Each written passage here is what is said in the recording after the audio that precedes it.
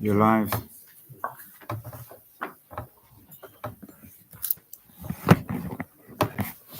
You're live. Okay. Okay, thank you. Good afternoon. We are glad that you're still here with us. So, as has been said by the MC, okay, thank you. So, I want to introduce my panelists. I will be the moderator of the session, but I'm also a presenter. So this panel brings together fellows of the APN and next gen, I'll explain that, of the Social Science Research Council in New York. So APN is Africa Peacebuilding Network, and next gen is the next generation social sciences program. Both are programs of the Social Science Research Council. And APN supports independent African research on conflict-affected countries and neighboring regions in the African continent, as well as the integration of African knowledge into global policy communities.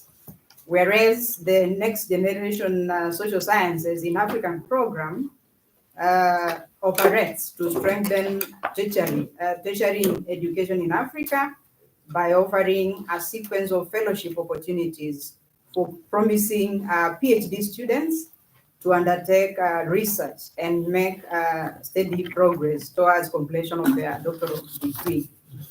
So those guys who are here and who are PhD students in any African institution, I would appeal to you to check out the next gen. And the APN focuses on funding any PhD holder and also practitioners in both peace building and conflict in Africa. So as well, those guys who are already PhD holders in the room can apply to that. So then the five of us either next gen or APN. So we have been sponsored by the SSRC to come to this conference to present and our insights. So what I'm going to do next is just to briefly introduce the panelists, and then each of us, this is how we plan to do it, that I introduce the four of us, because I have already been introduced, right? I did greet you in the morning and introduce myself. And then as each one of them speaks for 10 minutes to what it is that they want to talk to us about, then after that, we are going to allow for question and answer from the audience. So I'm going to introduce them, not in the way they're seated, but in the way that they're going to speak.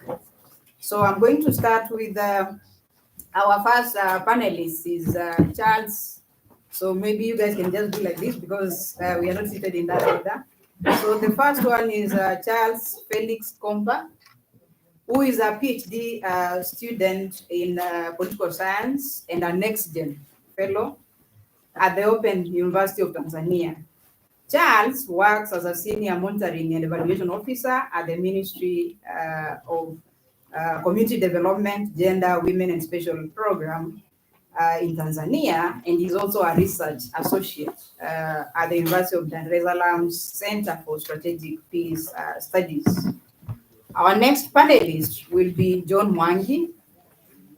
So John is an APN fellow, and he is the head of research of the Security and Peace Building Program at the Mashariki Research and Policy Center, which is a think tank in Nairobi, Kenya, and he's also previously a lecturer at the St. Paul University in Kenya. And then our next panelist will be Benezet Rwelengera, who is a lecturer at the Department of Geography at the University of Dar es Salaam, and he's also a PhD candidate at the Sokoine University of Agriculture in Tanzania. And our fourth panelist will be Edwin Ngowi.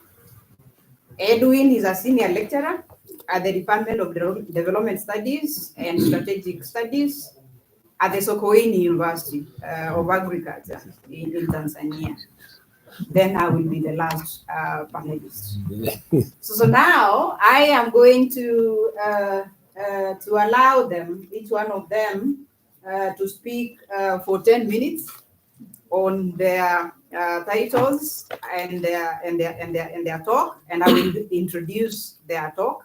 So we begin with Charles, and Charles talk or presentation is titled Pan-Africanism, Conventional Peace Building, and Indigenous Peace Building Approaches in Africa, Challenges, Opportunities, and Prospects. So what Charles will do in this talk is to, he looks at how despite a number of peace initiatives and vast amounts of resources aimed at crafting peace agreements in conflict situations in Africa, conventional peace building approaches have often collapsed under the weight of competing interests and top-down approaches. So then Charles argues that indigenous peace building approaches, being connected at the grassroots and governed from below, can be essential platforms for addressing the root causes of African conflicts, thereby promoting peace through the African solutions to African problems mantra. So Charles, welcome. Thank you very much, Jacinta, and good afternoon. Good afternoon. I think first of all, I should also put it clear that this paper of mine is a work in progress, and therefore throughout this workshop, I'll be trying to improve it further.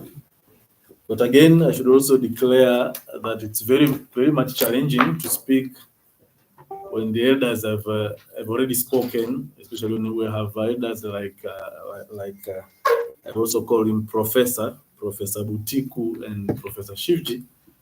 And therefore, for me to be safe and to show them respect, I'll make sure that throughout my conversation, I try to borrow some wisdom from their keynotes as a means of showing them respect.